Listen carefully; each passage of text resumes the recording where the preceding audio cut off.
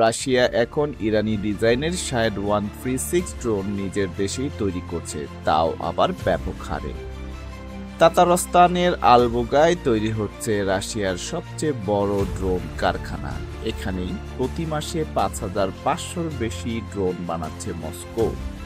প্রথমে এই drone Iran থেকে আমদানি করত রাশিয়া।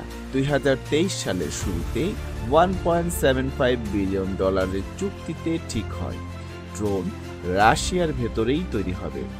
পরিকল্পনা ছিল 2025 সালের সেপ্টেম্বরের মধ্যেই 6000 ড্রোন তৈরি করা হবে, কিন্তু তারা 1 বছর আগেই সে লক্ষ্যকে ছাড়িয়ে গেছে। এখন ড্রোনগুলো শুধু কপি নয়, আরও উন্নত।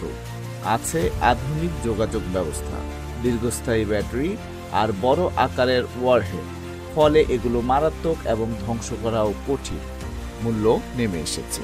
2022 সালে যেখানে একটি ড্রোন বানাতে খরচ হতো $2 লাখ, এখন তা $70,000 মতো খরচ করছে। পশ্চিমা গোয়েন্দাদের দাবি, রাশিয়া এখন ড্রোন উৎপাদনের 90% নিজেই করছে, ফলে কার্যত Iran সাইডলাইনড।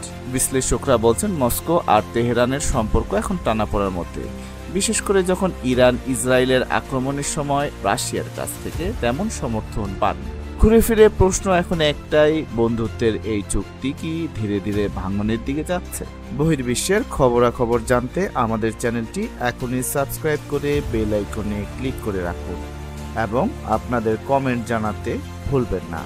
Raihan Mohammad, trending news, Dhaka.